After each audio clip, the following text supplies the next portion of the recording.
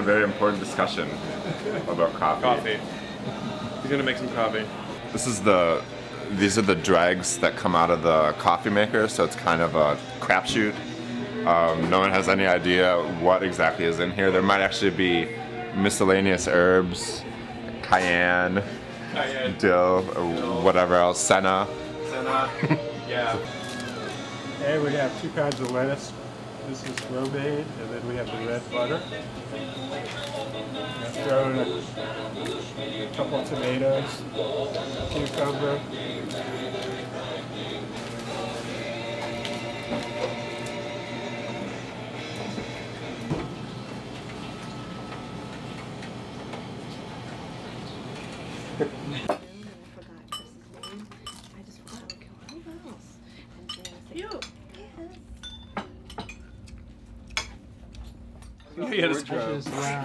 Yeah, you should. I don't think I can make it any better than that. All right, I'm just checking here. Okay, they're in there still. Good. Those animals are there. Good. Good. All those oranges. Animals. Well, I'm just getting you all ready. It's a joke here. Oh, good. Okay, makeup. No, you're perfect. Well, I don't have that much time.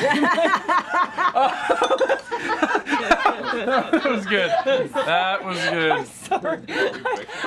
Workshop is going to be happening. The thing starts at 12. I am the person that is supposed to be coordinating it. I'm also putting together the food, and I was also going to be the person cleaning the room, which is why I asked for some help for people preceding us. If we could just keep it orderly, it looks relatively good today. Just keep it orderly so there's not a big project, because I can't do all those things, you know, before noon, I don't think. I think at some point the door closer thing, spring, needs to be replaced.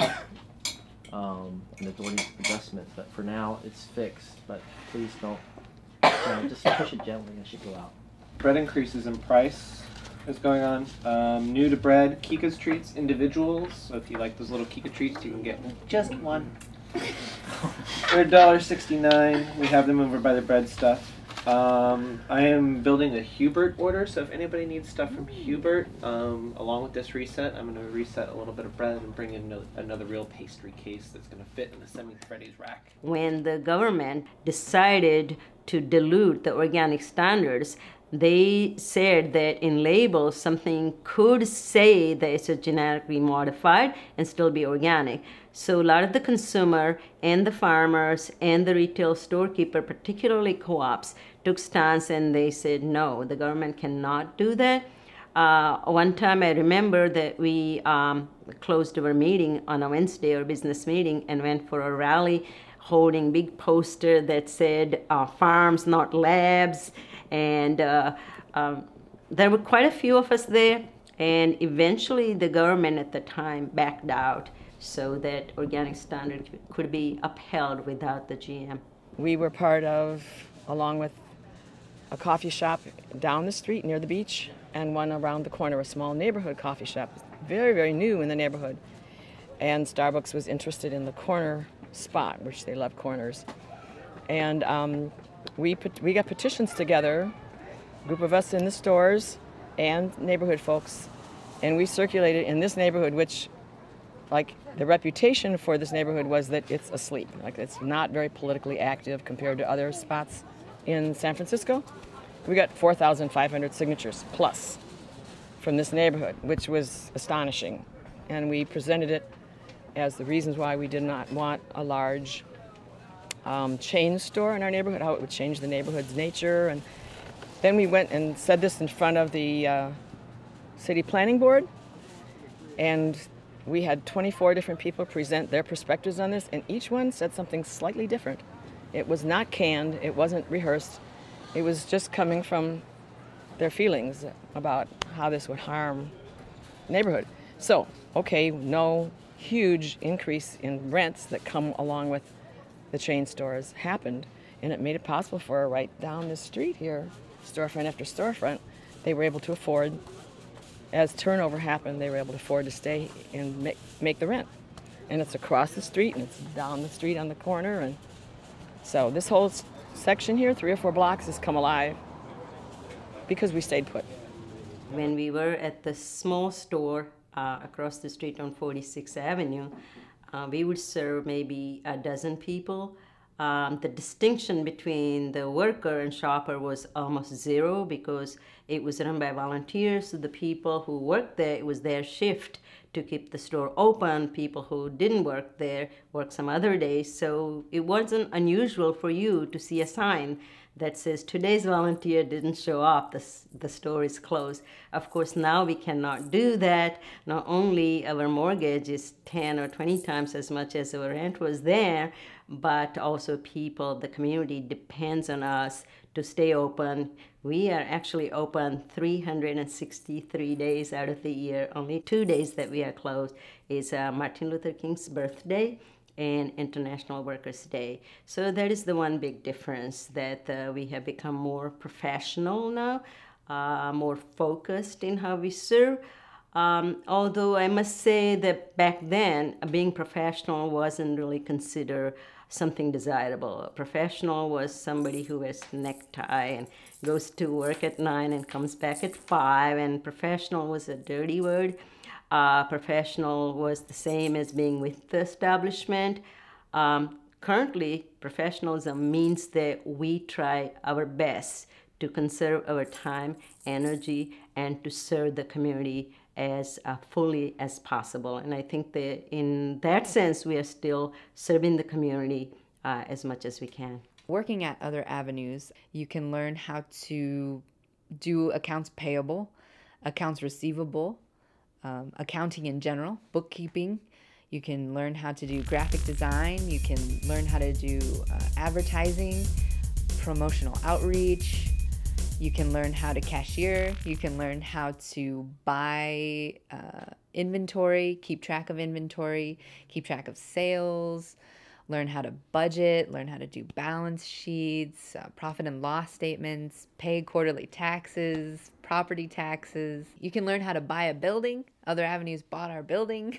We can learn how to take out loans from the bank, get creditors, get a line of credit from the bank. You can learn how to outreach in your community and ask them for money to help support the store. You can learn how to pay a mortgage. The list can go on and on. I've worked at other avenues for around 3 years, coming up on 3 years.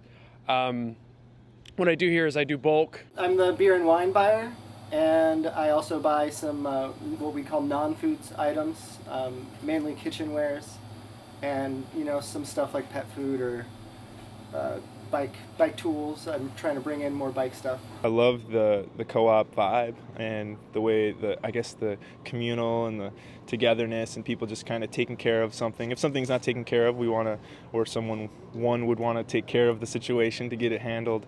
And I feel it's great seeing not having, or once you know what all the duties are and such, and people just volunteer themselves to do it because they want to get it done and they want to have our working order and everything, accomplishing the goals together, not just like for I don't know, bonus points, but just so that we can all make our daily living and working environment a oneness, togetherness. When someone is a collective member applicant, they go through 3 evaluations: a 6-week, 3-month, and 6-month evaluation. And during that time, we work with that worker and train them in either a department or with shift work or a little bit of both at the same time. And each collective member or board member evaluates that worker based on attitude, improvements, things that they need to continue to work on, things that they're doing great. People say that I prioritize really well and that I clean a lot, and I'm my own worst critic because I think that those 2 things aren't necessarily true because I haven't been cleaning. My favorite thing about you is that you do lead by example, and JB could speak to my deep-seated hatred for the setups, and working with you has made doing setups actually one of my favorite parts of my job, and you make there is an opportunity for any collective member to not support the continuation of the collective member application process. So it helps in our hiring because collective member work, because being a worker owner requires so much responsibility and dedication. We are not able to judge a character in one hiring interview. So we set up this process, this 6-month process, to see how the co-op really works with that worker and see if it's an overall good fit. I want to bring whatever I can to the group here and the co-op, and just do the best I can and help out in the co-op environment. And not only that, just it's great, I guess, not to say the word environment again, but you know, it's a great environment of not only the people working here, but the customers that come in. It's a good mix of folks in the city that come in, and you get to talk to them. You get to kind of share stories, you know, if there's time permitted, and also have organic produce and great whole foods. It's a great place to work, and a lot of good things to choose from on your break if you want to have a snack or something to eat. At Other Avenues, our goal and our aim is to afford people's salaries so that they can have a sustainable lifestyle in San Francisco Bay Area. That is our aim. When the fiscal year ends, a business would profit an X amount of dollars. And for Other Avenues, we invest a certain percentage of that amount back into the business, and then another percent of that amount is divvied up between the workers, depending on longevity or length of time that they've worked there and their pay scale, their wage. And the wage increases per year. You get a raise every year that you continue to work at Other Avenues. So all the different workers have different wages. I'm really shy. Okay, but you know, if he was vegetarians, it's 15. There's a vendor out there to you are incorrigible. Key of Other Avenues, being Other Avenues, which is alternative ways of doing business, is that we try to be worker responsive and try to create jobs and try to keep the business sustainable, as well as try to join up with the community towards the progress and the need of the community at large. We have access to wonderful produce. We're in a wonderful state, rich with diversity of small farms, larger farms. We have access to seasonal and non-seasonal vegetables. And what's unique about Other Avenues is that we offer 100% organic produce. If I could describe Other Avenues in one word, I would say that it's ever-changing.